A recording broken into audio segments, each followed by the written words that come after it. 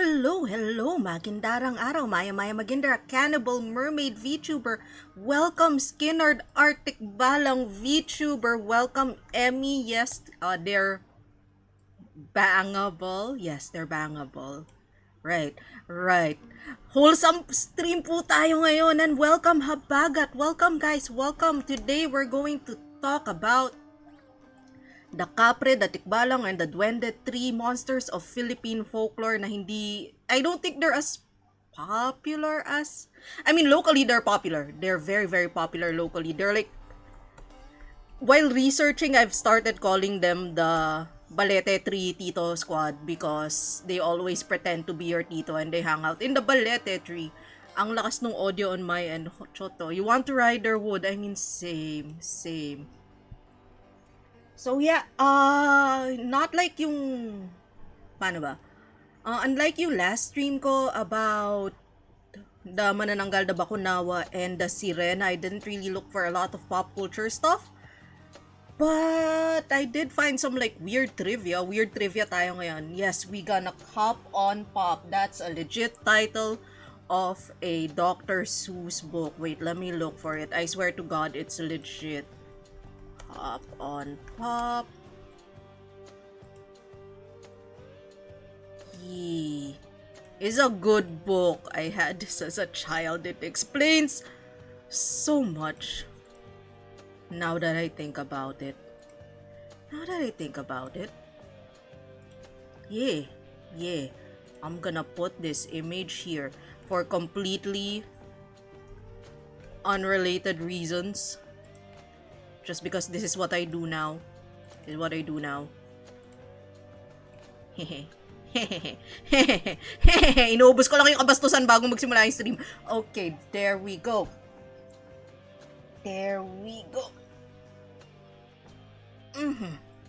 Yee. So our first monster is the Kapre. God damn it.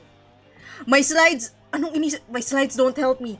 Wait, so how do I describe the Kapre? The Kapre is a big, hairy man, a giant who lives in trees. He's described as very smelly, usually has long hair, darkish skin.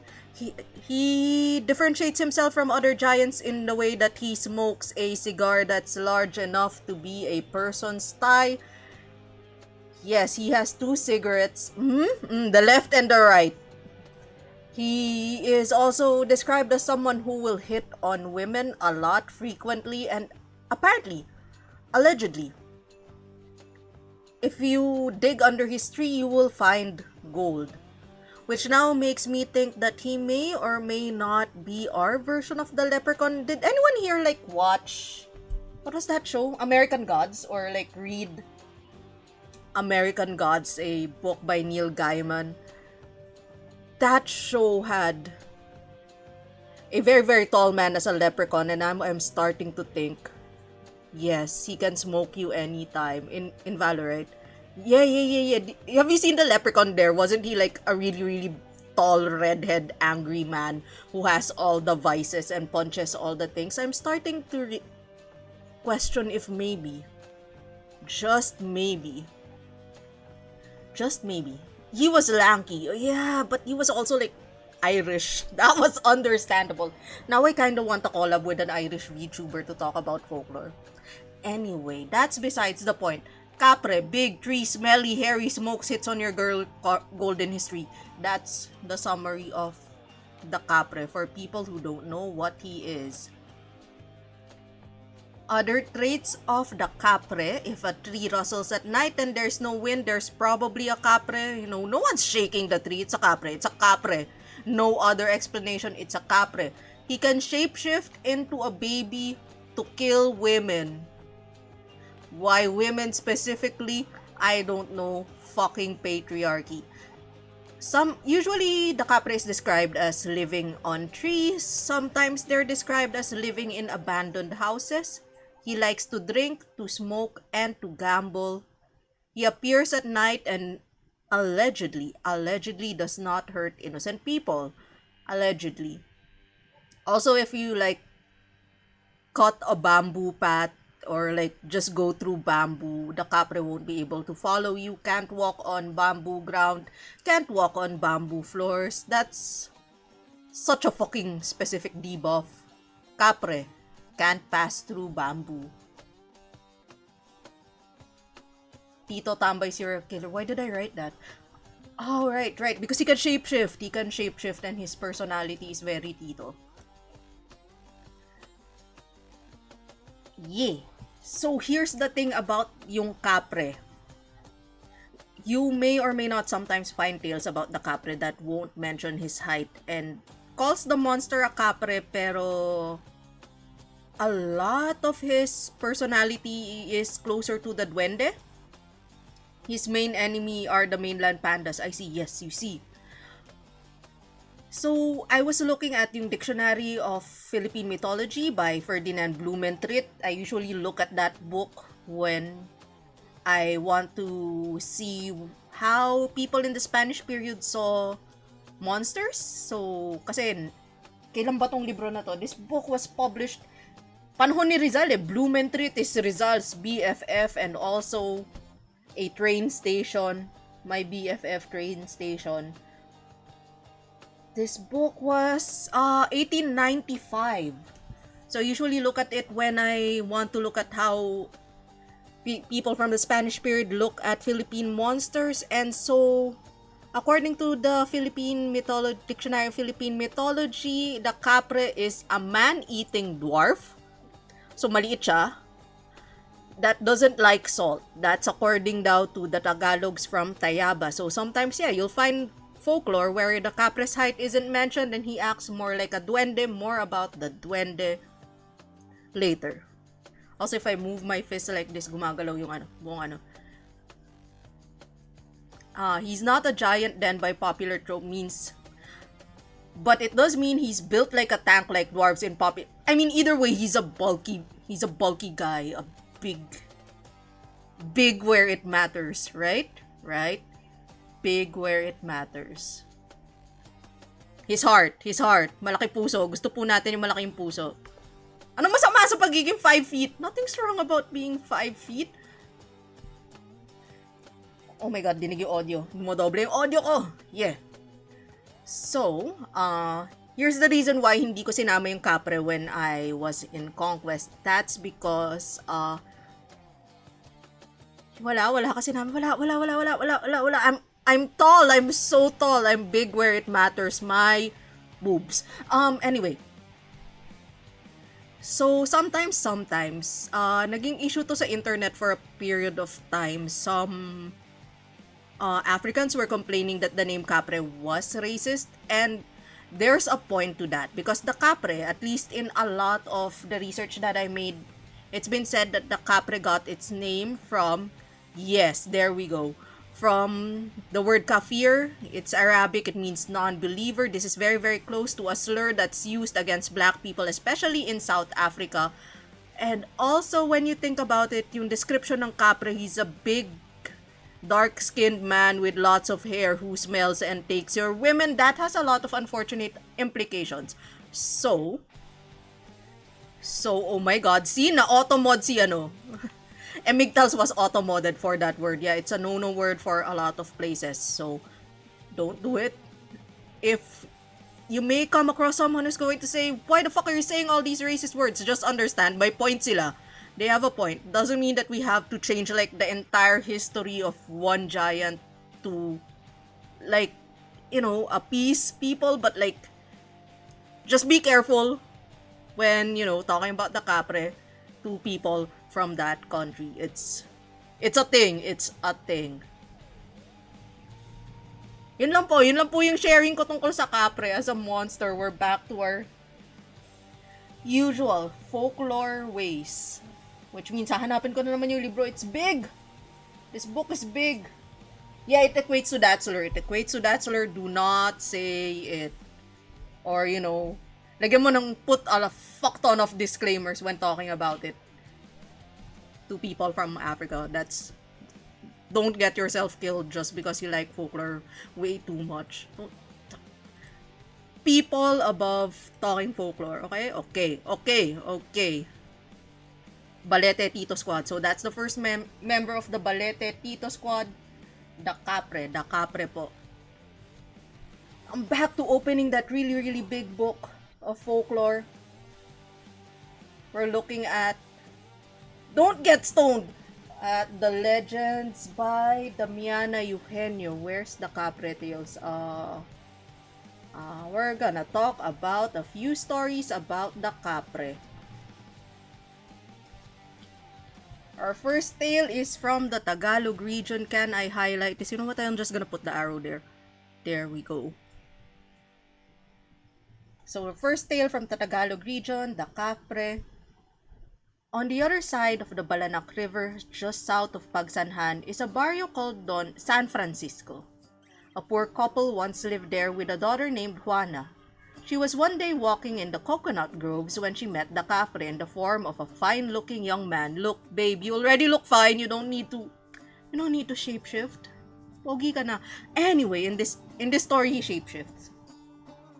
Good morning, Miss Juana, he said in a courteous way, and her answer was a sweet good morning. Then she invited him to walk with her, because she was alone and because she thought he was her boyfriend, Andres. The man gladly went with her. They talked together about their future home, and all too soon they reached the house of Juana, where they parted with sweet smiles. Seems fine so far. As it was the month of May, sacred to the Virgin Mary, the barrio was having a religious procession of the cross every night. Many girls were fond of going with the procession because there's no TV, there's nothing to do, we just go to the procession now. And Juana was one of them. It happened that one night she was at the rear of the procession. She noticed someone walking behind her, so she looked back and saw a man about as tall as a big banana plant. She was so badly frightened that she ran into the midst of the procession, shouting, "The Kapre is after us!" The procession was confused in a moment. Many men went to fight the Kapre, but he ran so fast that no one could overtake him. He was soon lost in the darkness. The men went back to the procession, and there they saw the girls were so terrified that they could neither hold up their candles nor could they say their prayers. Oh no, no one's praying! Oh no! After the procession had reached Ermita, wait lang, from Pagsanhan to Ermita? That's a long walk. That's a really long walk. Are you fucking kidding me? That's a long walk.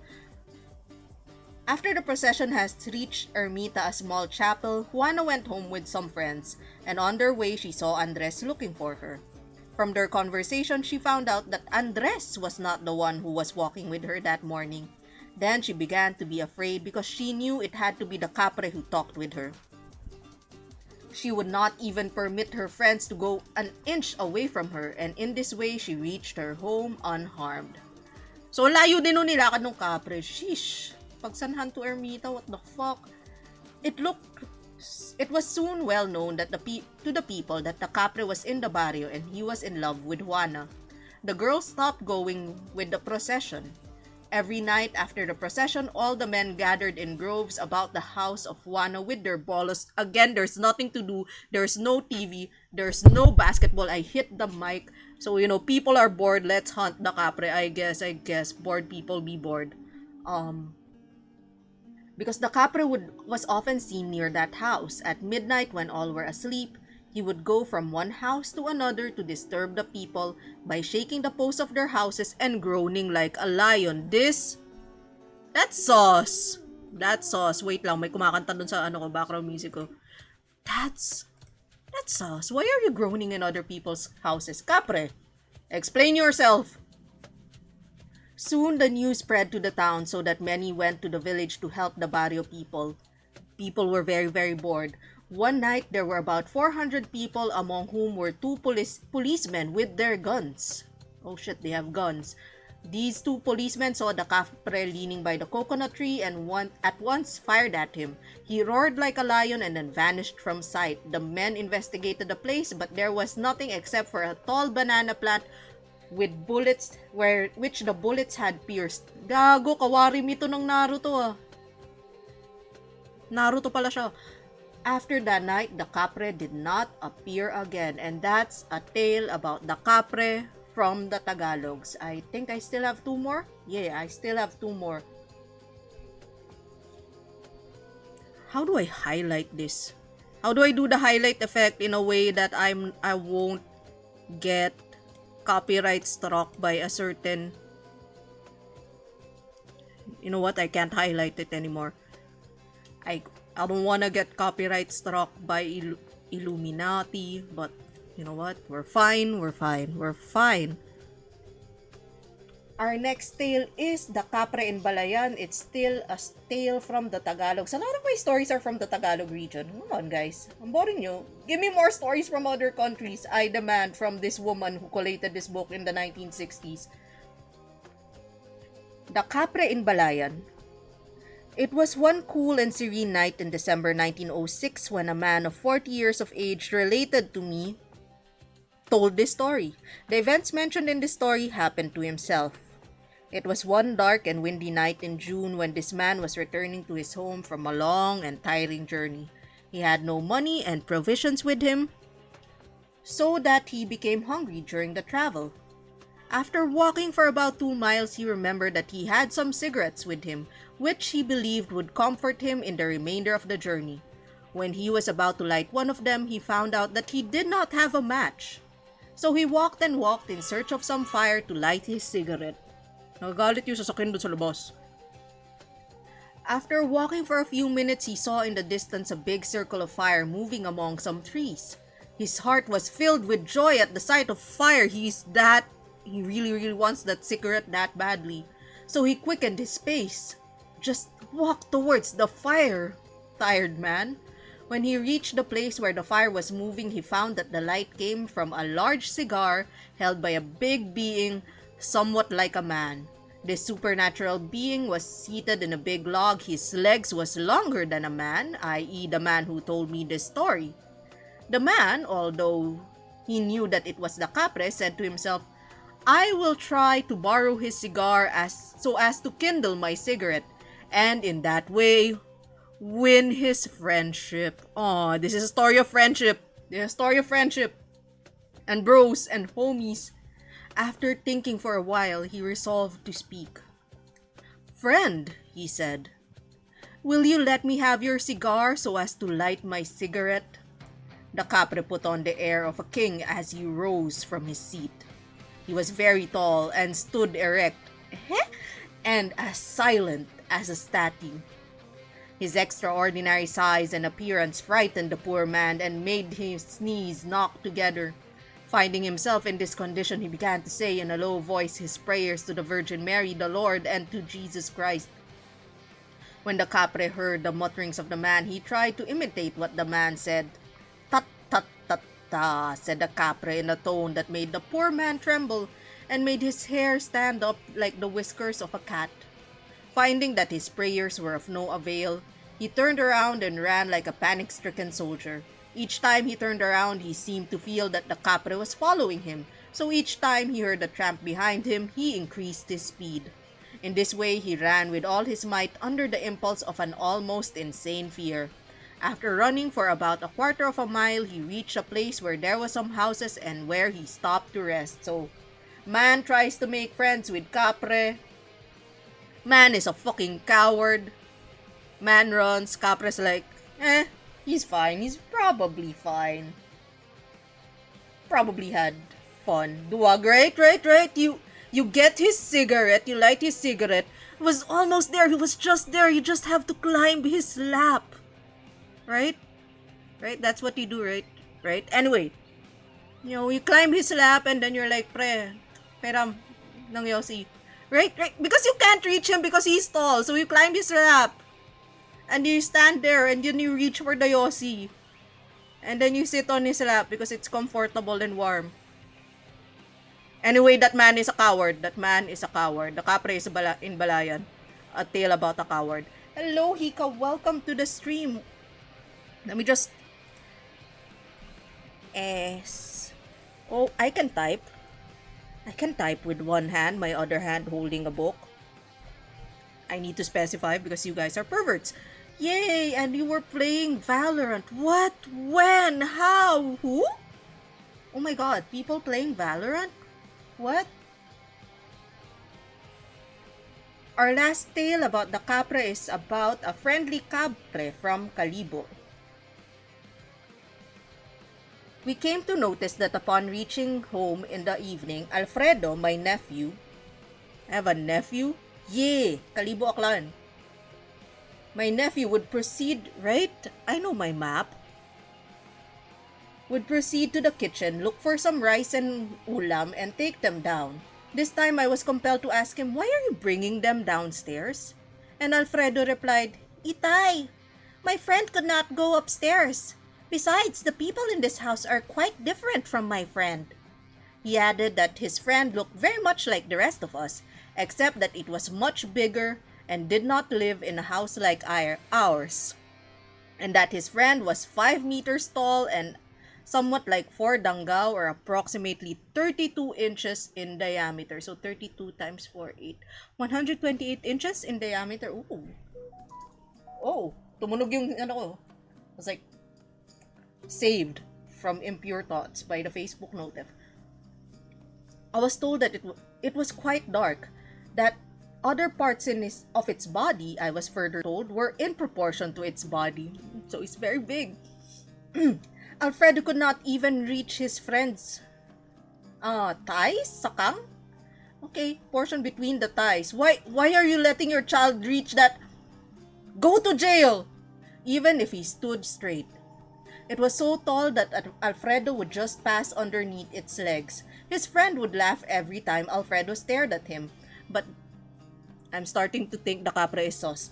But this Kapre, I was told, was tidy and not hairy like the rest of them. It would always stay naked though. This Kapre is sauce. Why are you letting a child walk between your legs? Sir? Sir. Jail. Every time the two of them went out together, Alfredo's friend would always guard him along the way. His friend was absolutely harmless, Alfredo told me. Oh, I don't know, Alfredo, I think you have to take him to jail. Alfredo first met his friend when he was on the grassy fields feeding a carabao. Alfredo, as you know, was staying with us and helping me in the farm. He would feed the carabao starting at 3 o'clock in the morning, then at 5:30 in the afternoon, and at 8 o'clock or 9 o'clock in the evening. Prime time for the Encanto to go out. At about 7 o'clock one evening, while Alfredo was watching the carabao in the grassy fields because there was no TV at this time and people were bored, this giant creature blocked his way and laughed when my nephew gazed at it. Alfredo was never afraid of it. Alfredo told it to stop kidding him. He knew all along that it was a Kapre. He had heard so much about it. Alfredo was brave. My nephew told the Kapre that if it ever wanted to make friends, it would have to follow him. Whenever they reached home, they would have supper. But the creature would just wait at the back of the house outside. After the Kapre had eaten supper, he would ask permission to leave. Every night, the Kapre would pick Alfredo up in the fields and they would go home together. Wait, is Alfredo a child? Alfredo's not a child, right? I'm gonna assume Alfredo is an adult and the Kapre is his boyfriend. Okay, good job, Alfredo. You got your Kapre boyfriend. I'll just assume by the word nephew that it's a child, but he's helping in the carabao field, so maybe he's an adult. Maybe he's an adult. The Kapre is his boyfriend. The Kapre is his boyfriend now. Incoming ad break. I could snooze this. I could snooze this. What do we know? Hope not. So he'd take Alfredo home every night. Alfredo will feed him supper. They would go home together, and that friendship lasted for over a year.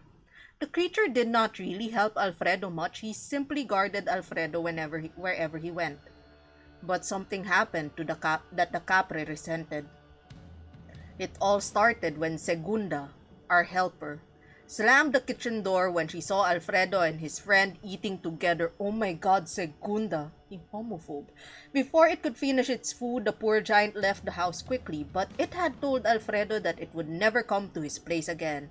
Alfredo followed his friend, bringing along with him the food his friend had left, but the Kapre refused to accept it. Alfredo went home crying.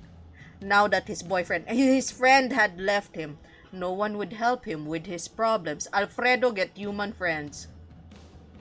Fortunately, however, Alfredo was able to appease his friend and they went on with their friendship. But the friendship finally broke up when the Kapre, why is the term broke up used in this story? When the Kapre became so strict as to restrict Alfredo from going out at night. Oh no, he's a possessive boyfriend, shit. Not only that, Segunda's annoying habits added to the trouble. That's a weird way to say possibly racist and homophobe, but okay. Soon after, Alfredo and the Capre parted ways. Alfredo became mentally ill. Oh, same bestie. He has fully recovered from the illness though. It was Alfredo himself who told me this story. Yay! So, the Capre, you can feed it food. You'll be fine. He will be your friend. What does being a friend with the Capre do? Nothing. Jack shit. He's just there guarding you and possibly being, I don't know, this one was a clean cut Capre apparently. I don't know. We're gonna ask Alfredo what he saw between the Capre's legs. But yes, yeah, Capre, friendly. Doesn't really murder people, just really scary and there. Unless I actually haven't found a tale relating to this. Where was it? The can shapeshift into a baby to kill women. That's more of a Chanak tale at this point. Also makes him like the Spriggan from Italian from Irish mythology. Haven't found a tale relating to this yet. Should be fun when I find one. When I find one, I don't know, I'll tell you. You probably won't be able to get me to shut up about this topic anyway. Let me just drink some water, and by water, I mean coffee.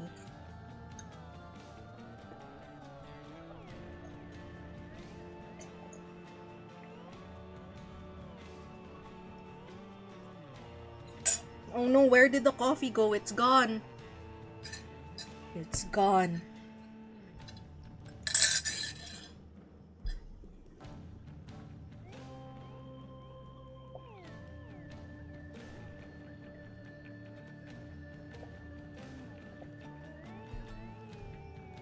Let me just shut up.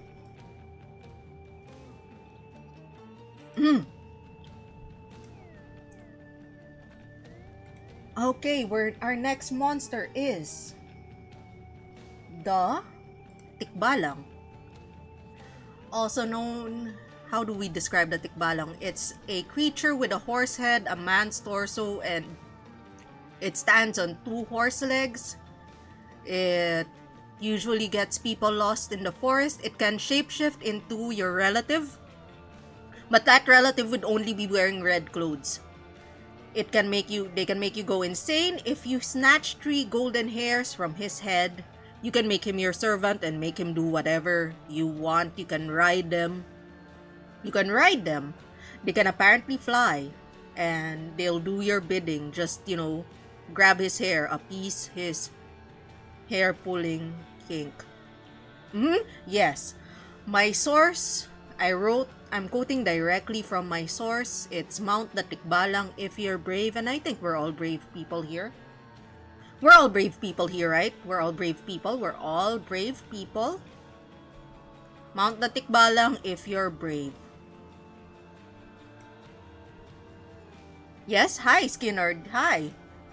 Mount the Tikbalang if you're brave. Yes, no? There's an ad starting. I can still snooze it. There we go. So, other traits of the Tikbalang, they live in the Balete or Kalumpang tree. You can free yourself from their trickery by wearing your shirt inside out. If it's sunny while it's raining, it means the Tikbalang is getting married. The Tikbalang only takes a bath during a full moon. There are some tales. I haven't found them. I just read them in the encyclopedia. I just read this in the encyclopedia of Philippine folk beliefs and customs. There are some old tales lost to time where the Tikbalang once started as a beautiful woman.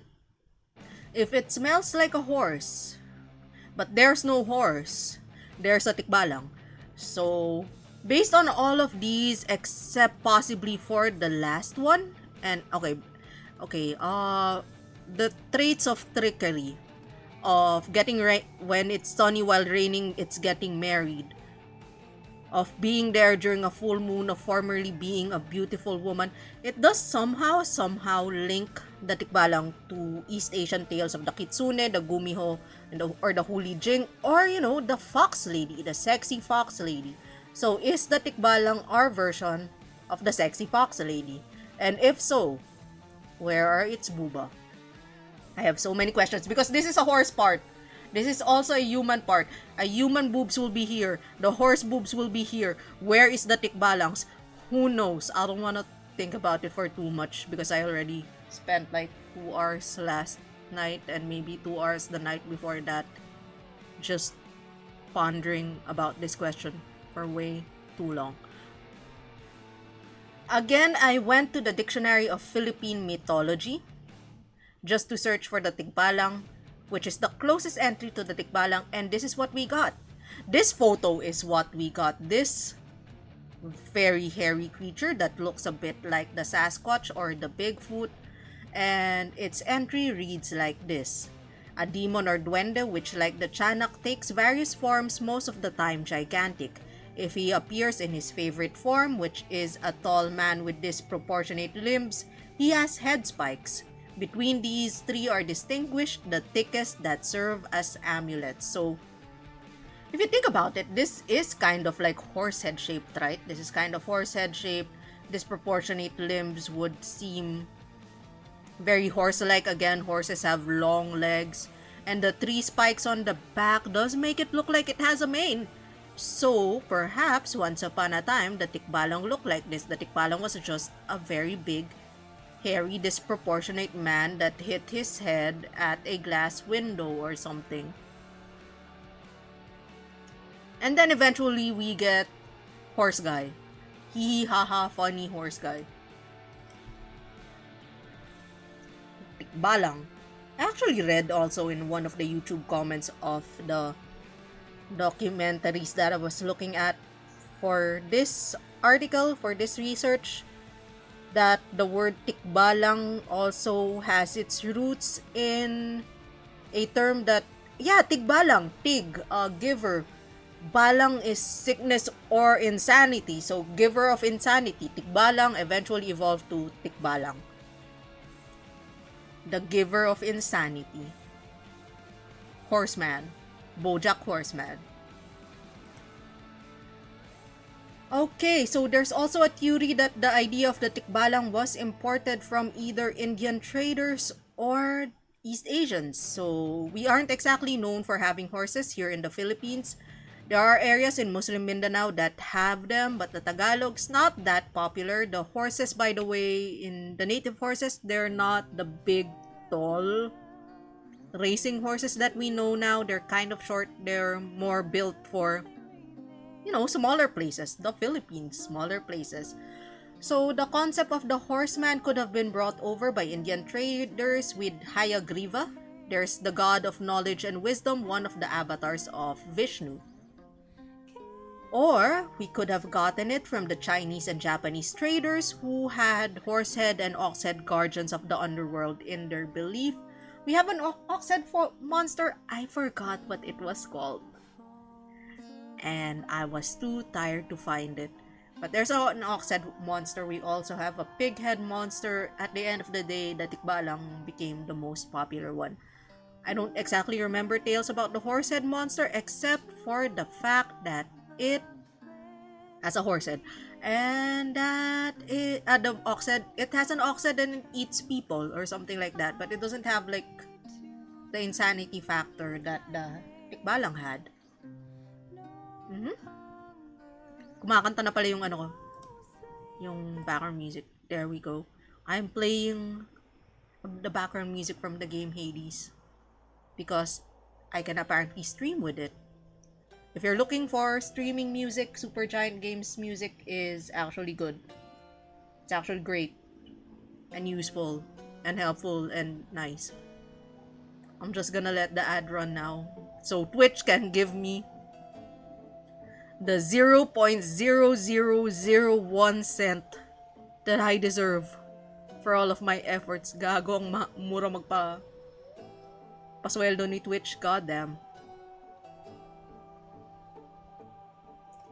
But the ad isn't running for people with subs, so please subscribe. But also, I don't know, this is recorded. I'm gonna upload this in YouTube eventually, so for the sake of continuity, let's talk about Tikbalang tales. I have prepared for the Tikbalang from the Tagalog region, the Tikbalang as a horse from the Tagalog region, the Tikbalang as an old man from the Tagalog region. They're all from the Tagalog region. A lot of these tales about Tikbalangs and Kapre do come from the Tagalog region. And the rescued woman from a nebulous Bisaya region, which is, look, the Bisaya region is very, very big. It's most places that aren't the Tagalog region. Let me just drink some water.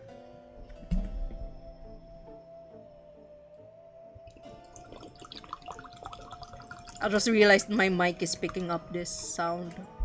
Enjoy, have fun.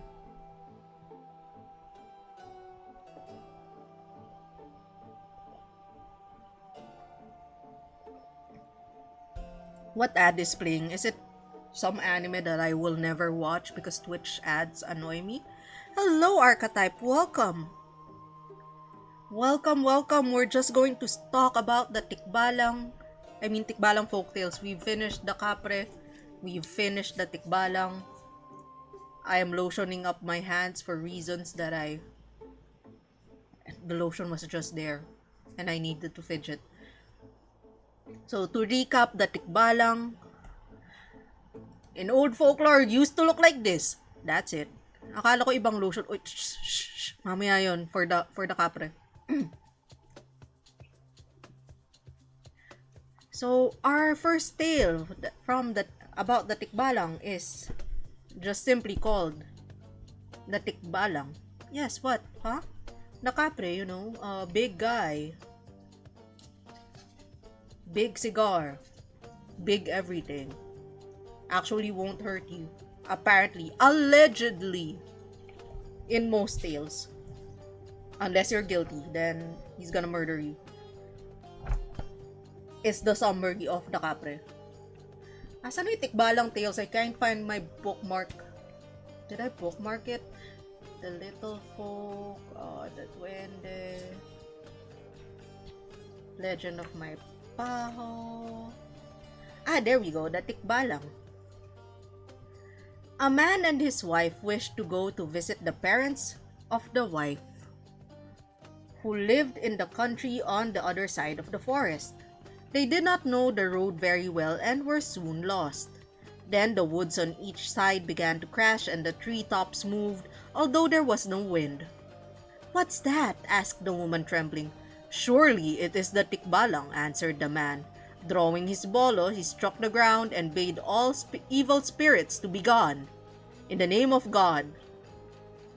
A great voice sounded from one side of the road. "Arr! You will never reach your destination." And from the other side responded another great voice. Tangina, ASMR pala to eh. "You will die here in the woods." At last, night came, and they were more afraid than ever. But whenever the voice came too close, they recited the prayers against devils and 3 Our Fathers, and the man struck the ground with his bolo and bade the devils be gone again. You know what's the difference between the Tikbalang and the Kapre? The Kapre does not give a shit about your prayers, as we've learned.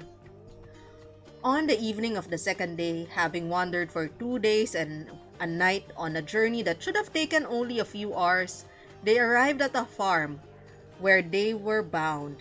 They were so tired, and they were only able to say that they had been followed by a Tikbalang when they fell as dead. Oh, they arrived at their destination, okay. The father of the woman knew what to do, however, and quickly placed crosses at the corners of the yard and in the center, then sprinkled salt on the roof of the house. Seeing themselves baffled, the Tikbalangs crashed off to the woods and troubled them no more. But it was a long time before the man and woman recovered from the fright and the fatigue of their terrible journey in the forest. So, the Tikbalang got them lost for 2 days and a half. I don't think the prayers did shit that either. They got lost for 2 days and a half. Well, your prayers can't help you, apparently. According to this tale, allegedly, what can help you are a lot of crosses and also some salt. Also, no one like they could have just like turned their shirt inside out and swore a lot. That usually like gets the tikbalang off. I mean, gets the tikbalang away from you, and then he will leave you alone. Just take off your shirt, wear it inside out, yell, "Putang ina mo, gago, pisting yawa, lumayo ka dito."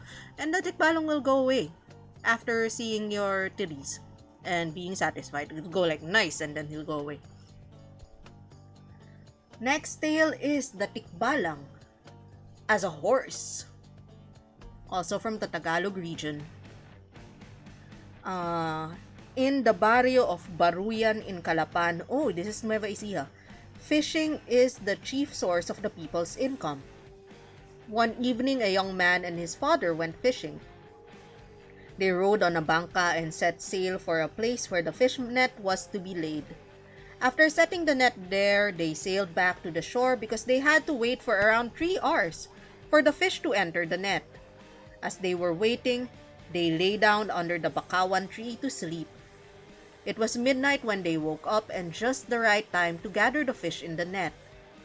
The sea was dark except for the light of the stars. As they were about to set sail, they saw a white object that seemed to be floating on the air above the water just about 20 yards from where they were. When they were coming near the object, it became discernible.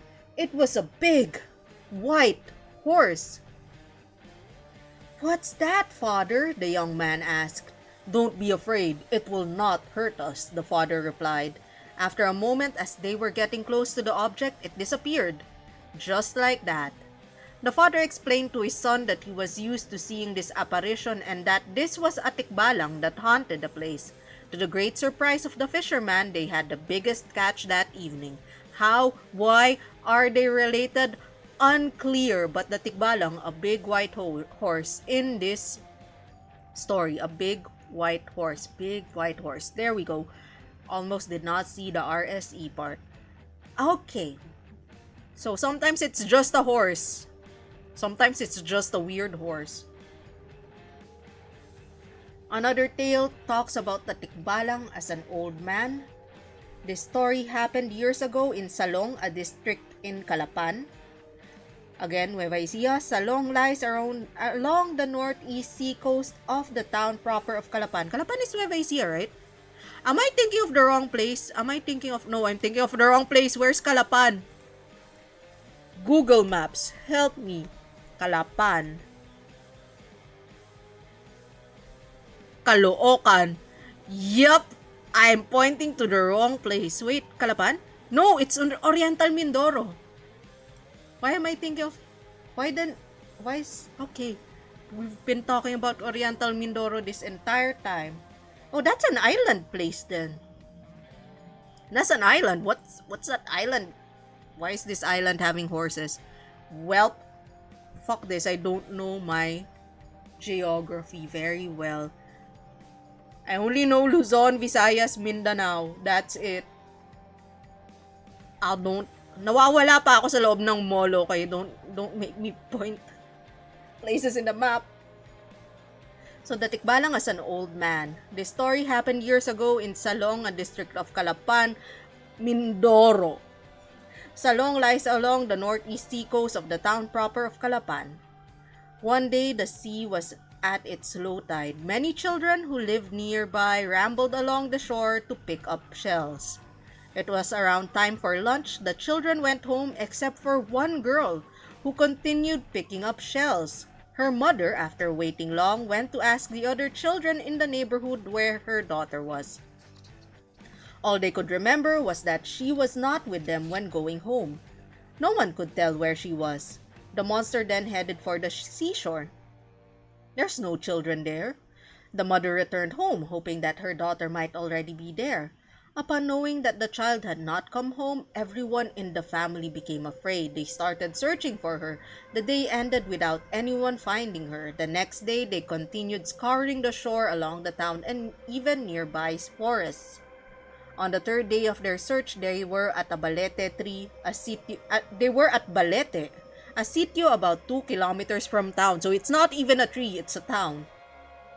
There they found the girl who, at the time, was watching an old man pounding rice. The girl looked thin and pale. It was a happy reunion for them.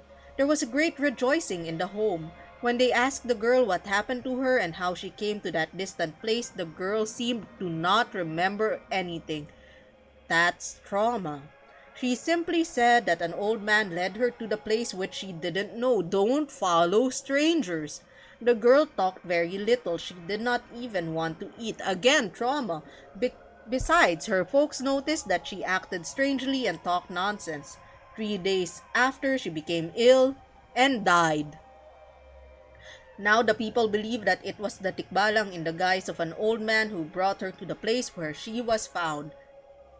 That's a convenient excuse. I think it's just a man. And the girl saw some shit and died. The end. Look, sometimes blaming things in monsters is far, far, far easier than admitting the truth and that men are evil and they will do things. Humans are evil and they do things. But, easier to swallow when you say, a monster did it, a monster. Because then you don't have to be accountable for when you hurt that other human. Anyway. Whoops, what? Where did that come from? Let's go to the other tale. So, the last tale about the Tikbalang is the rescued woman from the Visayas region. It goes a bit like this. A man once lived with his wife in a little house in the woods. Their principal crop was mais, it's corn. Bakit mo sinasaktan puso niya? Hindi ako yon, a monster did it. I know, right? A monster did it. It's not me. I would like to apologize. Stop giving, monsters a bad name. We're hot and innocent and sexy, Your Honor. Welcome, Sir Pards. Welcome to the stream. You were playing Minecraft. Welcome. We've just finished talking about... Hello! Magindarang araw. Just finished talking about the Kapre, the Tikbalang. We'll recap after this tale. Sure, why not? So let's talk about the rescued woman, a Visayan folktale. A man once lived with his wife in a little house in the woods. Their principal crop was corn, and for a long time they prospered. But something began to take the corn. One morning, the farmer found that 5 stalks were gone. And to a Visayan farmer, that's a serious matter. 5 stalks. Wait, yeah, 5 stalks are big. What do you mean? It's big for everyone.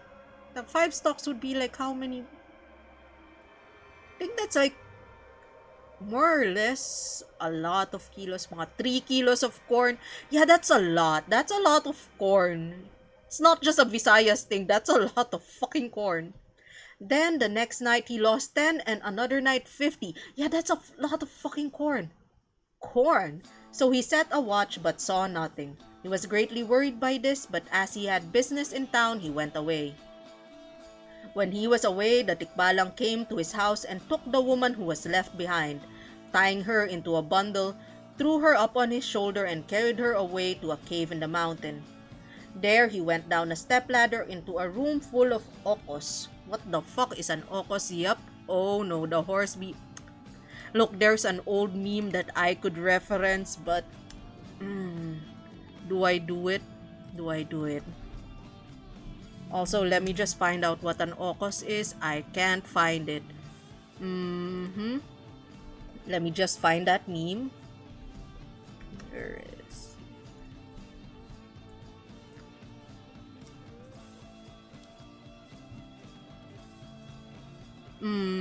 Yeah, I'm just gonna post this without any text. Yeah, I'm gonna post this without text. Save image as...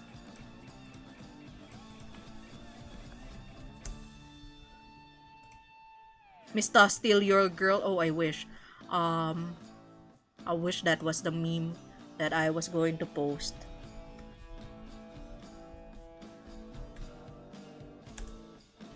Where is that photo? I understand that this will age me, but Your Honor.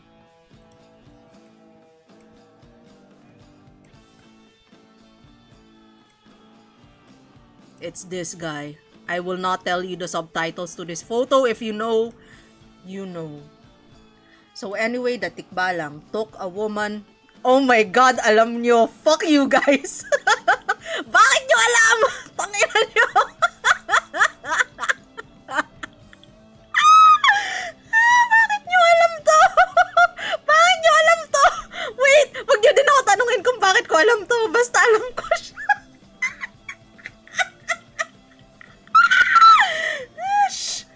We don't know this. We don't know this. Anyway, the Tikbalang stole a woman and then, it's...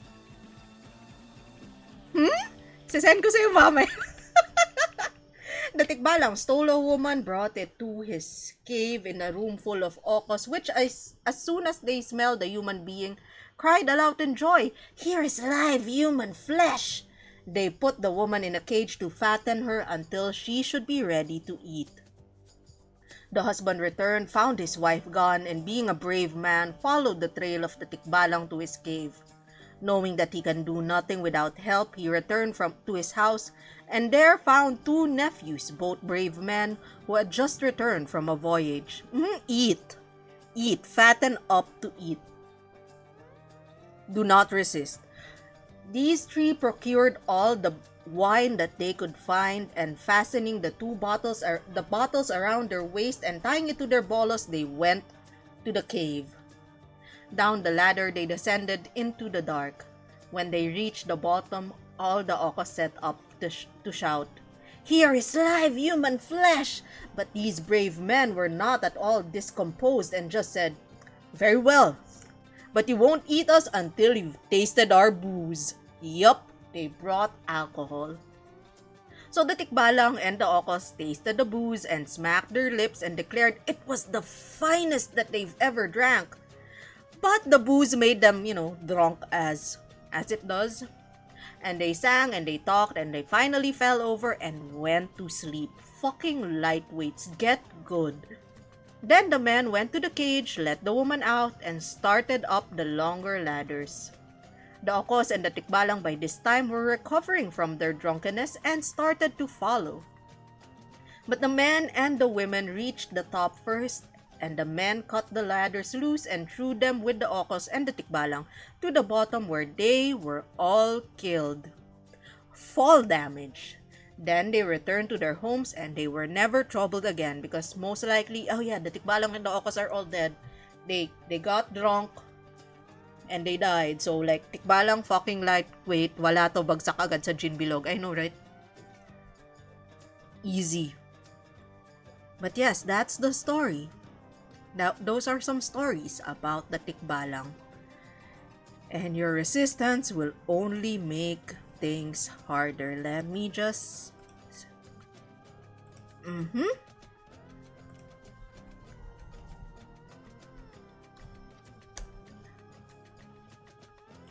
There we go. It's a tale, it's a legend, it's a story. Let me just remove that.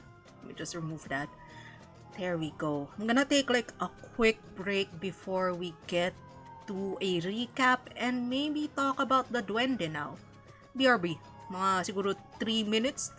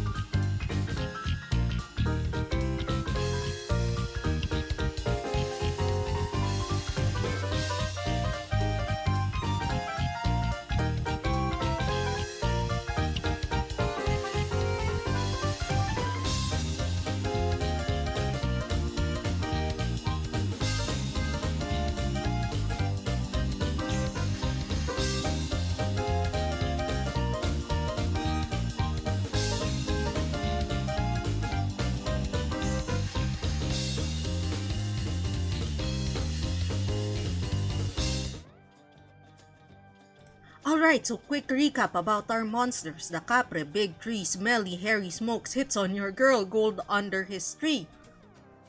If a tree rustles at night, there's no wind, it's a Kapre. He can shapeshift, he can live in abandoned houses, he likes to drink, smoke, and gamble, same bestie. Appears at night and allegedly does not hurt the innocent and can't pass through bamboo. Some tales have him as a small man, but big where it matters. His name is racist in some places, just don't question if it happens. The Tikbalang, naked Bojack horseman. Mount the Tikbalang if you're brave. Gets people lost in the forest. Can shapeshift into your relative, but that person would only be wearing red. Can make you go insane, which is where it got its name, Tikbalang, or giver of insanity. If you snatch 3 golden hairs from his head, you can make it your servant. It can fly, apparently. It lives in the Balete tree. You can free yourself from its trickery by wearing your shirt inside out. If it's sunny while it's raining, it might be getting married. It only takes baths during a full moon. In some tales, he was once a beautiful woman. If it smells out like a horse and there's no horse, you're probably facing a tikbalang. In the olden tales, may or may not actually be a horse and may actually just be a misshapen giant. A giant with weird limbs. Also may have been imported by either the Indians or the Chinese. Folktales or religions from India or Chinese could have given us the image of the horseman, despite our country not exactly being known for having horses. Okay, last monster, the Duende. AKA a monster. Well, it's not really a monster, he's just a very short, angry man. And listen, if people keep pissing on your house, I too would be fucking mad. So he's short, usually angry. They live on mounds, ceilings of your house, or brooks, mga small bodies of water, not exactly rivers, like mga sapa, mga, ayun, sapa, nakatira sapa, a short king. Has claws, has fangs, not necessarily an old man, but does talk like an old man, and they're very, very big sticklers for politeness. If you're rude, if you are in some way rude, whether perceived or intentional, God bless your soul, you would be so cursed by this short king. Other traits of the duende, there's actually a gold-toothed duende called the tiritis. It just goes through your rice, your storage of rice, and just gives you more rice. That's it. That's what it does. If it's nice to you, it's like, if you're nice to it, he's like, here, have some more rice, starving human. There's a long-haired and bearded dwarf called the Lampong from the Ilocos region. It protects animals, particularly deer. Duendes tend to be very, very helpful when you befriend them. It will help you with chores. It would help you with your finances. But if you destroy their home or the people or the creatures that they protect or accidentally step on them, they can curse you. You can be sick, you can go insane, you can have a lot of bad luck. So, just don't do it. Unfortunately, some of them are invisible, so good luck on not stepping on them. Some of them talk through whistling, and they are usually active during dusk. So mga 6 p.m. sunset or during the break of dawn bago mag sunrise, just before sunrise and around sunset. Speaking of invisible and talking through whistling, when I was still living with relatives in my grandma's old house, I had this nephew who would not let us sweep the floor after 5 p.m. If he sees anyone sweeping the floor, he would get mad. He'd yell legit Inglesero yung pamangkin ko. So he'd be like, stop, you're hurting the little people. And we'd be all like, who the fuck? Where the fuck are the little people? So yeah, my nephew apparently talking to the duende when he was around, I think he was 3 or 5. Around their age range of 3 to 5. He was a toddler. And just didn't want us sweeping the floor after dark because after sunset or during sunset because yeah, the little people who are his friends, his little friends are around.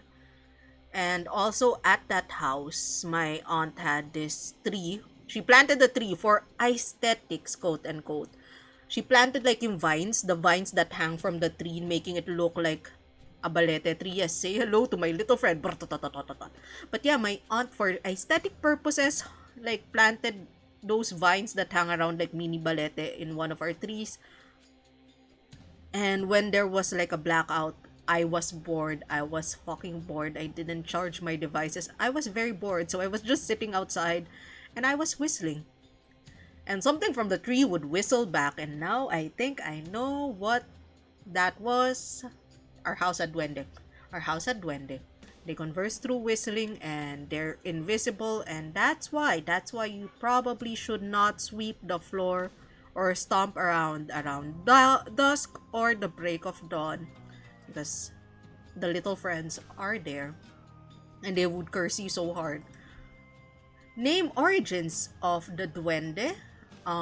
So there are versions of the duende that live in the forest, some live in the house, some live in mounds.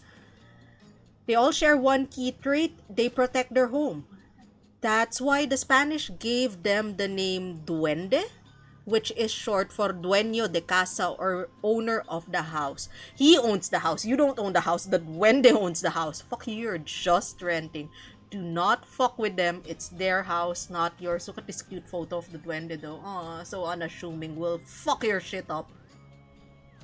I mean, there's probably a duende living outside our house. So like, I'm so sorry. I swear I'm doing this so that people will respect you. Do not break my tech. As the Diwata did when I shit talked the Diwata on stream. My phone broke. I shit talked the Diwata and my phone broke. Duende, please be nice. Be nice. Be nice.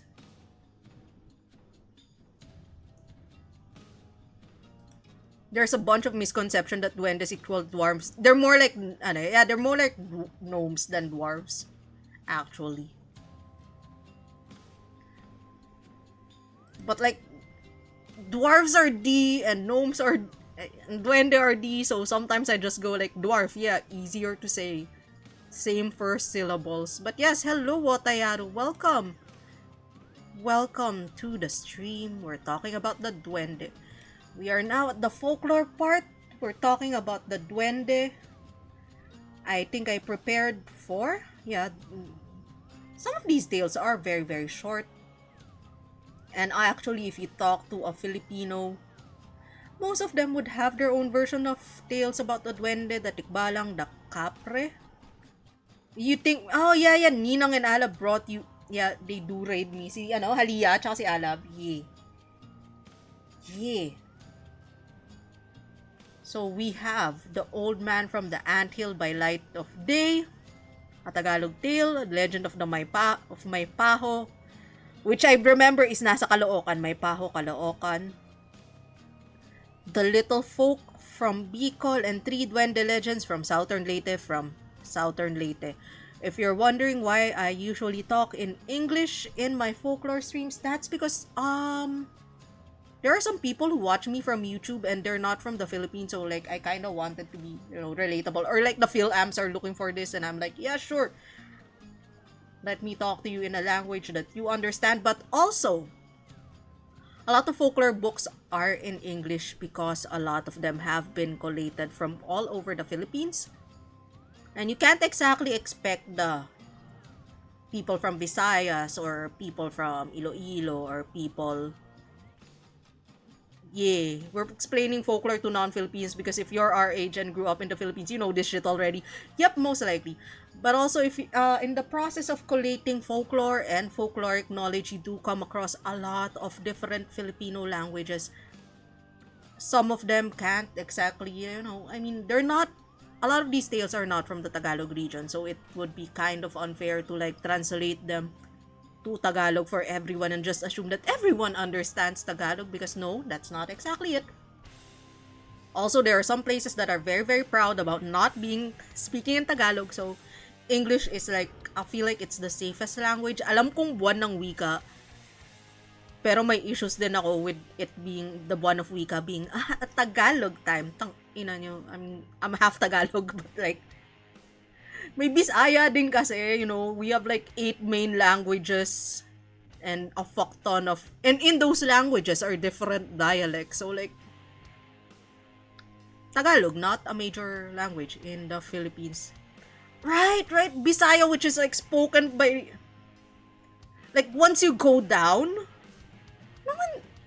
people are starting to speak Tagalog na, and like Muslim Mindanao also speaks Tagalog, but you go to the Cebu, you try talking to people in Tagalog, good luck, have fun, mag-English ka na lang. Yeah, but that's like our tangent. Right. In Davao, yes, that's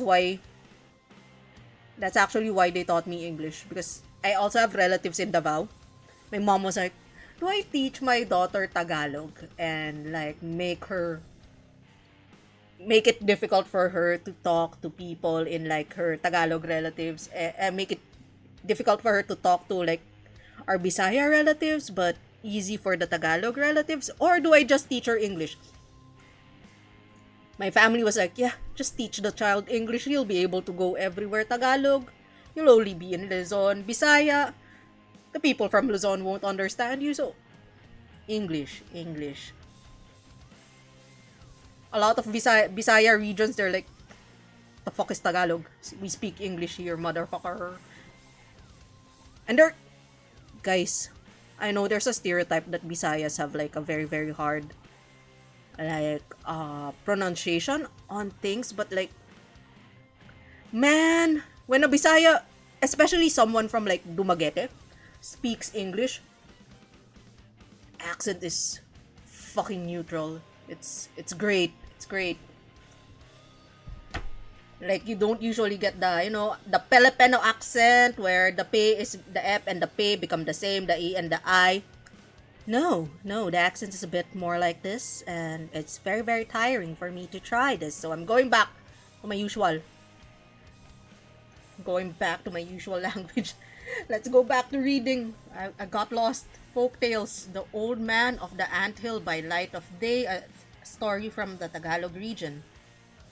It's about Pedro. Pedro was a brave man. He had often heard stories about vampires, dwarves, sorcerers, and old men of the anthill, or Nuno sa Punso. As we've commonly known, Nuno sa Punso literally translates to old man on the anthill, but like, this is an English story, so what can we do? But what made Pedro wonder was why he had never chanced to meet even a single one of these creatures. Do not test it. Right? Siliman basta dumaget. English impeccable. Pedro, don't test the Nuno sa Punso. He wanted to see at least one of them so that he might know whether it was true or not that they had powers not common to most persons. They do. Pedro, don't test this shit. Fucking Pedro. Pedro, don't do it. Pedro, no. One night, he walked about in the dark and haunted place because he had heard that many people had seen the old man of the anthill.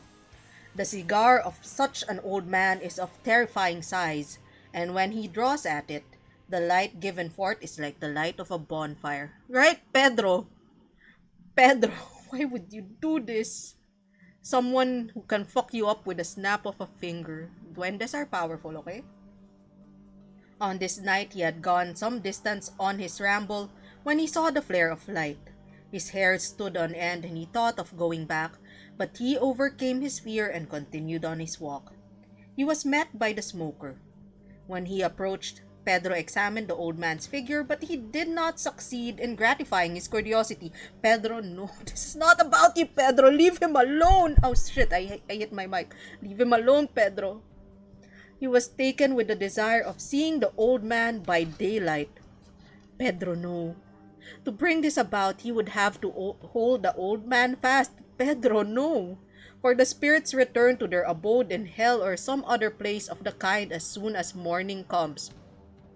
Pedro's just doing this for shits and giggles, by the way. Pedro has no other reason. You're gonna die, Pedro. Therefore, what he did was suddenly to seize hold of the old man. The old man began to wrestle with him. Sometimes Pedro was below, sometimes he was on top, But he did not let go of the old man. He held him as tightly as possible and made up his mind that he would follow no matter where the old man bore him, should the latter prove stronger than he. Mm-hmm. You know, Pedro's a switch. Who would have known? They wrestled until 3 o'clock. By this time, Pedro was tired as can be and ready to sink on the ground, but he did not let go of his fellow wrestler. When 4 o'clock came, his opponent ceased to move. When another half hour passed, the rays of the sun began to fall on them, but it was not yet light enough for Pedro to make out what sort of thing he had a hold of. When 5 o'clock came, he was greatly surprised to see that he was embracing a post which was not much higher than he. It was, however, firmly fixed in the ground and completely charred. So, the dwarf did the Naruto and became a plank of wood. Good job. Pedro never saw shit. Pedro did it for shits and giggles. And what did he get from all of his venture? Nothing. Actually, he's lucky. Pedro could have fucking died. Pedro could have gotten his balls cursed. Right? Meron din ba yun sa inyo, in your region? When they say when your balls are swollen, it's because you got cursed by the nuno sa punso. Anyway, don't do it. He fucked around and found out. Right? Just don't pee on random mounds. Oo, kapag umihi ka sa punso, tapos mamamaga yung betlog mo, kasalanan yun ng nuno. I don't have that problem. Goodbye. You did, yeah, there we go. Hi, Muscle. Oh, kasalanan ng nuno yan. Cancer, kasalanan ng nuno yan. Cyst, kasalanan ng nuno. Weird boils on your body, it's the nuno. Skin infection, the nuno. Just don't pee everywhere is probably the moral of the nuno sa punso, Neil. Kasalanan ng tao yan. Shh. Doctor can't ID it and treatment cost me like several thousand K. Dapat nagpasantigwar ka, pre. Being weird around people, kasalanan ng nuno. Everything, kasalanan ng nuno. Nuno, tabi-tabi po. I'm sorry. I'm just making a joke. I'm scared. I'm sorry. I'm scared. Then my lola did some albularyo shit and fixed the thing up in a couple of hours. See? It's the nuno. Especially in like Southern Tagalog. Fuck this. Nuno yun. Manila, probably like pollution or whatever. But if you get like a weird boil and you're like in Southern Tagalog or Bicol or like maybe Central Luzon, nuno yun, bitch. That's a nuno. Go. Etivac. Yeah. Nuno yun, di ba? Nuno yun. Etivac just a giant punso. Giant punso lang yung etivac. That's why you're fucking cursed. Next legend, the legend of May Paho. This is actually a place legend. Paho being a name of a tree. So, north of the city of Manila lays May Paho, a small barrio under the jurisdiction of the municipality of Caloocan. Thank you for telling me where this is. As we've seen, I am bad with maps and directions. It was notorious in the past for its tulisanes. Oh shit, tulisanes. Fuck. Who waylaid travelers between Manila and points north, and historically, it was famous as the scene of many skirmishes between the Filipino insurgents and the Spaniards in the revolt of 1896. Connected with the name of this village, May Paho is a tragic tale of a mother and daughter which, as told by an old man of the place, Lolo Martin, runs as follows. You know it's a folktale when you're talking about it and then suddenly it changes storytellers while you're the storyteller. It's weird. I'm Lolo Martin. I won't talk like this for the whole story, but yes, this is Lolo Martin now. Many years ago, a beautiful woman, barely in her 30s, came to live in the town, and with her was a young maiden, also beautiful, her daughter. No one knew who they were or where they came from. To the simple barrio folk, it was enough to know that the woman's name was Aling Sela and the girl's Gayang. One morning, Aling Sela asked Gayang to get a jar of drinking water from the well, the only well in the area, located near the big Paho tree. The Paho, apparently, according to this story, it's Have you seen that tree that looks like a mango tree but isn't a mango tree? That's the paho. It, it looks exactly like a mango tree but doesn't bear fruit. It's Among Us mango. Among Us mango. This tree had for some time been regarded by the people of the neighborhood with superstitious awe. It was said that during the nights of the full moon, the sounds of merrymaking could be heard coming from the tree. The words of popular ballads accompanied by the twanging of the kutibeng, a small guitar, mingled with laughter which often floated through the peaceful evening air. The barrio folk did not dare to investigate it, or else evil will befall them, and only paused to listen in awestruck fascination. Wala pang TV, wala pang MTV, wala pang wala pang like there's no Spotify, there's no radio, there's no TV. So you know what? Sure, this is their music now. Beneath the boughs of this tree was a punso, a small hill. Unlike other similar mounds, which was always clean, no dead leaves or broken twigs were ever seen on its surface, although no one ever saw anyone brushing them off. Some unknown spirit was thought to inhabit the hill, and people passing by always asked the spirit's permission to do so. Even the children were taught to say, "Makikiraan nga po," or like, "May I pass?" When Gayang did not immediately return from her well, Aling Sela began to worry and went out to look for her. She found her daughter under the paho tree, acting very strangely, as if she was talking to some invisible being. "Gayang?" called the mother sharply. "Are you crazy? No, don't, don't call the Nuno a bitch. You're gonna die. Stop. Be nice to the Nuno. We don't fuck with the Nuno here. We fuck the Kapre." Anyway, the girl did not heed the call but continued to look into space with sparkling eyes. Crazy? I was crazy once. Her pretty lips pouting, her fingers nervously entwining, her toes digging into the soft earth as if someone was flattering or wooing her. Ang daman nananggal. Listen, I'm all for monster fucking, but like the Nuno is like with consent, with copious consent, with just don't assume, just don't. I mean, with consent with everyone and everything, but especially the Nuno, like holy shit, just be careful. Okay, so Aling Sela saw her daughter, the child, not child, the young woman was talking to some invisible thing in the punso.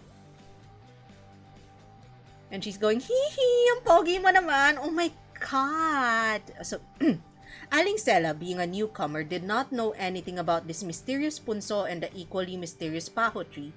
She approached Gayang without much ado, took her by the ear, and marched her off with a volley of angry words. "Potang ina mo, anak, tagal na kitang hinanap, pakyo, tang ina, kumukuha ka lang ng tubig." Anyway, there. That's my impression of Aling Sela.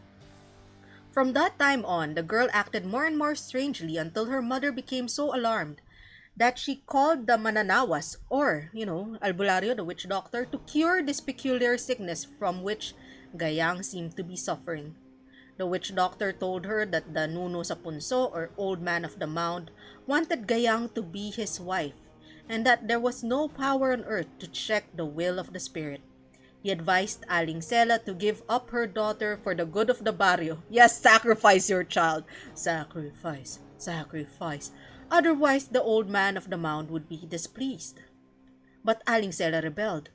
Who's this Nuno sa punso? She? Give up her daughter? Never. The next morning, Gayang had disappeared, and the frightened mother ran towards the haunted ant mound under the paho tree. Imagine people finding the lower half of the manananggal. Or are we gonna question that again?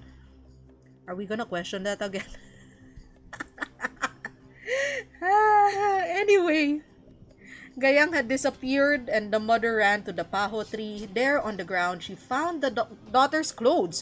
Oh shit! Neatly folded. Well, that's nice. They folded it. Sela be like, "No, more like, no, nobody. Nobody. There was nobody, just folded clothes." There on the ground, she found the girl's clothes neatly folded. She called frantically and began to beat them out with her hands. Don't do that. Thanks, Halia, entreating the matanda sa punso to give back her daughter, but there was no reply and no sign. The people of the barrio gathered about her and tried to comfort her. The mananawas told her that all would be well with Gayang. It's an honor to be chosen as a wife by the nuno sa punso. But the mother would not listen and refused to leave the place. Several days passed and the distracted mother was still pounding the stony anthill with her bare and bleeding hands. She refused all offers her food and drink for days and later died of grief and exhaustion. Great! What a fun story. A mother died. After Aling Sela's death, sounds of merrymaking continued to be heard about the tree during moonlit nights. Ara, welcome, Coffee. Anuno sa punso just kidnapped a girl and her mother died. What a great story. Wonderful story. Thank you for the redeem. But in the dark of the moon, only a voice was heard, a voice resembling that of Aling Sela saying in a low warning, "Huwag kayong lalapit sa may paho, huwag kayong lalapit sa may paho, or do not come near the paho tree, do not come near the paho tree." For many years, mothers repeated this warning to their children and travelers were told, "Huwag kayong lalapit sa may paho." They died. Funniest thing I've ever heard. Good shit. No one dared any longer to go near the tree, even after asking permission from the nuno sa punso, and the people moved their houses to a distance from where they could not hear either the singing and playing or the mournful warning voice. Today, the paho tree and the mysterious mount can no longer be found, and someone was probably fucking cursed for removing that. They were removed by a real estate company. Good luck. But the place is still called May Paho. Or May Paho, the legend of May Paho. Good shit. People died. What a fun tale about a mother losing her child and dying of grief. Great! Philippine folklore, ladies and gentlemen. Let's move away from the Tagalog region to the Bicol region and talk about the little folk. Hopefully, this is a happier story. Hopefully. I have no guarantees because I did not read this beforehand. I mean, I did, but like very, very briefly. I did not know that the May Paho story would end that sadly. Great! So let's talk about the little folk, a tale from the Bicol region. Lesson of the story, get wrecked, yes. Don't fuck around and find out. Just like, no, just don't. Nuno sa punso, just don't. Nuno, just don't. Let's talk about the little folk from the Bicol region. Once there was a little boy who lived with his mother near the forest. His mother was old and poor and she could not give her son enough food. The boy was help his mother by gathering firewood and selling the wood for fuel in town. The little boy's name? Albert Einstein. Jose. The little boy was named Jose. One afternoon, Jose went to the woods to gather firewood. He was alone. He worked hard and fast, so he got many bundles of wood. He put the bundle of firewood on his back. Yeah. I mean, fucking around and finding out is usually fun, but not when Nuno is involved. Just, yay. Anyway, Jose had not gone far when he heard the sound that seemed to be like the beating of drums. He also heard sounds of distant horns. Jose stopped to listen. Then he heard many footsteps. Suddenly, he saw a strange parade coming up from the path. He hid behind some thick bushes. He peeped through the leaves and waited for the parade to pass. How he trembled as the strange parade passed him by. He saw many little men with long beards and black caps walking one after the other. Oh shit. Di ba kapag itim yung duende, it's bad? I forgot which duende was bad. I know the red one is bad. Has people ever told you like which color of duende is bad? I know the red is bad. Black is fine, green is safe. I don't know, they're color-coded. The tales from my family members are color-coded. Jose knew that these were not people, but tiny folks of the forest, whom the old men of the village used to call weeds of the earth, or duende. Are they? I'm not sure. He knew... I don't know what the Underdark is. He knew also that it's not good to harm these folks. Good. Jose is very smart. Because any one of them would harm them, who would harm them would be sick and will not get well. The dwarfs would make him suffer. The dwarfs did not see Jose because their eyes were fixed on the path before them and they were also busy playing on their way. Some of the dwarfs were very small, the rest of them had very heavy bags on their backs. The last dwarf came along. He looked as if the bag that he carried was so heavy for him. The dwarf did not know that a thorn on the path had torn a hole on the bag. Oh no! Right? The white dwarfs are cool. The white dwarfs are cool. The red ones are like, dangerous. Rest are different flavors of dickheads. There we go. Right, because the white dwarf is... Okay, I'll go back to that later. Anyway, this dwarf did not know that a thorn on the path had torn a hole in the bag. The dwarf did not seem to notice what happened, but Jose saw something drop out of the hole in the bag. When the dwarfs were out of sight, Jose stepped out of his hiding place and looked to see what had fallen out of the bag. What do you think he saw? He saw several pieces of old gold coins. He quickly put these in his hat and ran home to his mother, forgetting the firewood. He gave the pieces of gold and precious stones to his mother. How glad his mother was. They had become rich. Jose and his mother left the village and went to a big town where they bought a new home. They lived happily ever after. The end. Just take stuff from dwarves, it's fine. He didn't harm them. Underdark is a vast network of caverns beneath the earth in Dungeons and Dragons lore. Oh! I really need to get into the D&D. I've never tried. Okay, so white dwarves are cool. Sabi ni Marcel, the white dwarves might be these guys, the long-haired and bearded dwarf called the Lampong, which protects animals. They're chill. They won't hurt you. Just, don't hunt illegally. Tirit is still best dwarf, gives extra rights. Yay. Let's go. Last Duende tale is 3 Duende legends from Southern Leyte. Yeah, forest gnomes. They're great. They're house gnomes, they're forest gnomes, they're all very chill. So 3 Duende legends from Southern Leyte. The first is about air travel. According to someone, because this is a folktale, dwarfs are around but they cannot be seen for they have protean and ethereal bodies. They are visible only at will. To prove this is this tale. A certain son of a certain Virak, is his last name, said that they could only travel by air from one place to another. There was even a time when Virak's father saw a man sleeping in his house. The man turned out to be his son who was living in Surigao. Huh?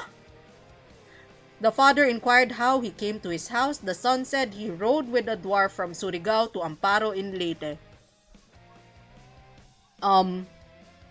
Before airplanes, there was Duende. Duende Air. Do not pee during the flight. You will get cursed. But yes, apparently, they can travel. They can help you travel, I guess. Another tale about a lost child. A couple, Roman Galdeo and his wife, left with their 2-year-old child in their house. Alone? Unsupervised? Why? When they went out to tend to their garden in the backyard. Okay, this seems fine. Backyard lang pala eh. Coming in to prepare lunch, they found out that the child was nowhere to be found in the house. Holy shit. They became afraid. They searched everywhere and sought the help of neighbors in looking for their lost child. They failed.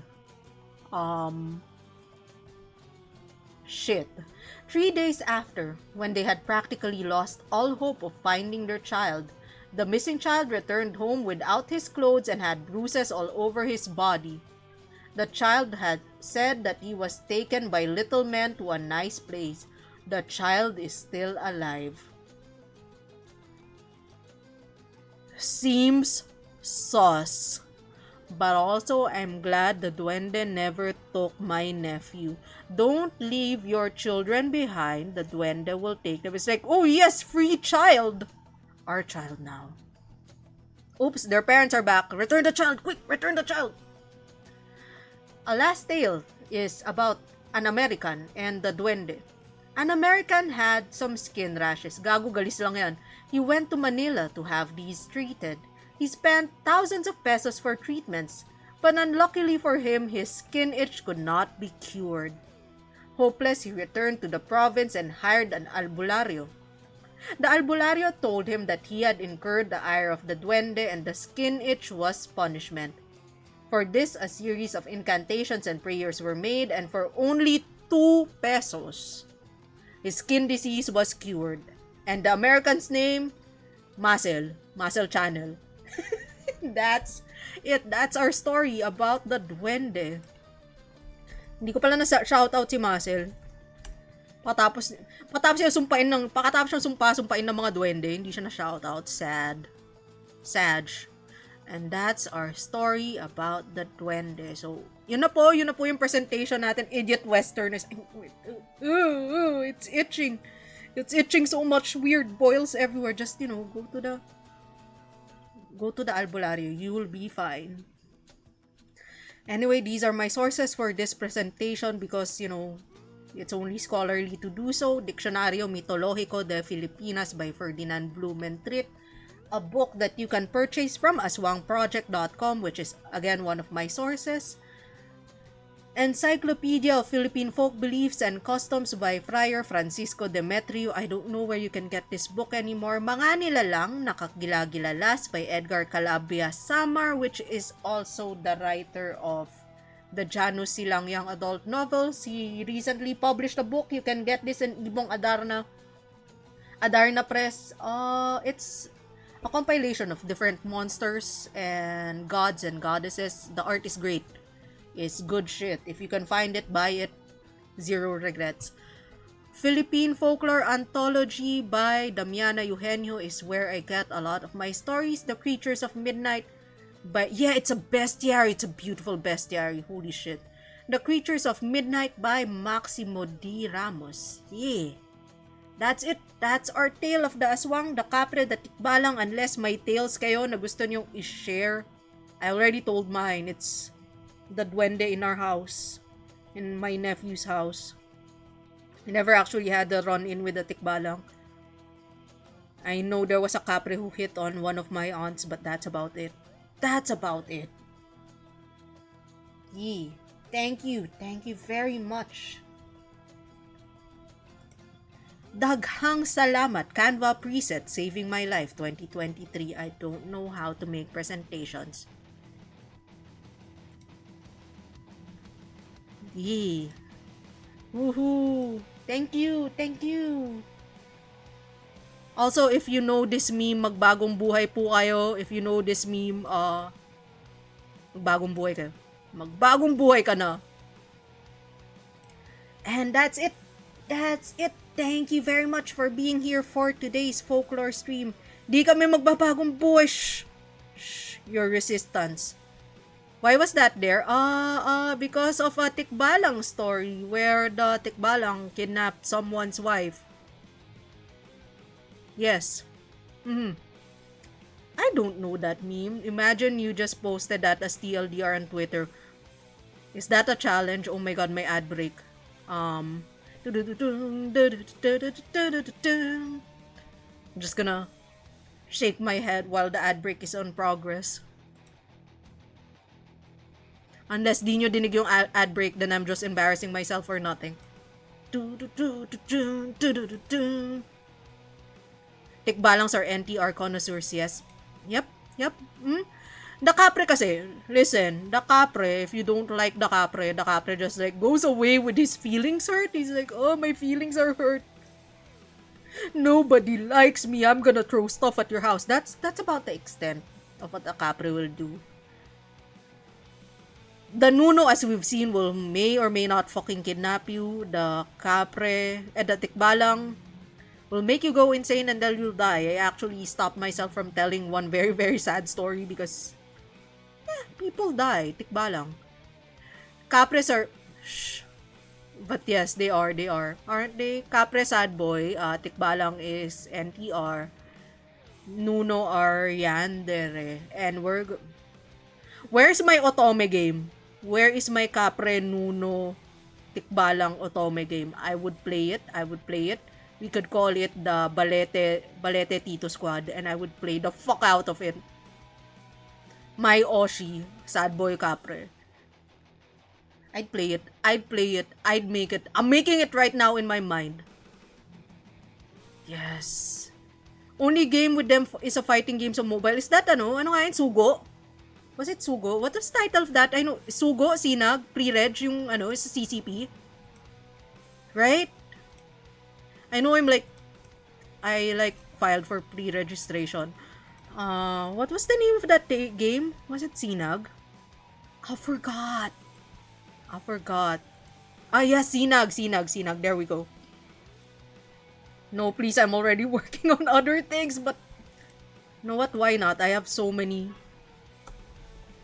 Look, I would play an otome game with Philippine monsters, I swear to God. Also, if you're interested in the fighting game, I'm gonna link it here.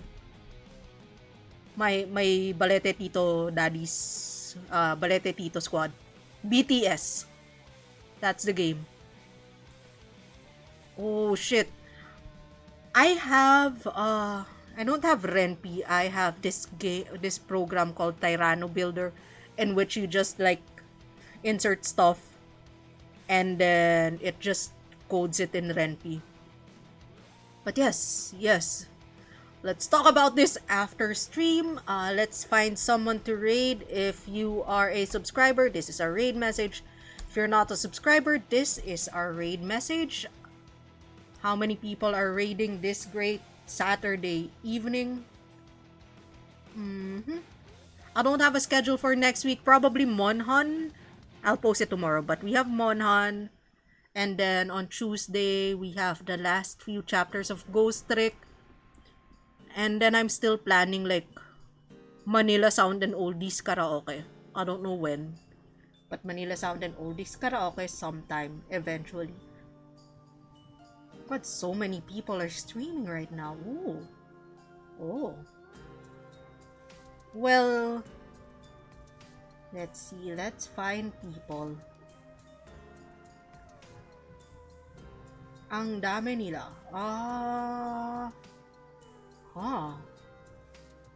Yeah, let's raid. Oh, may naka-Donaton. Okay, she's having a Donaton. Let's raid Cassie. Let's raid Cassie Rola. Am I spelling it right? Yes, I'm spelling it right. Thank you for joining me for this stream. See you next time. Maya-maya muli. Paalam. Bye-bye.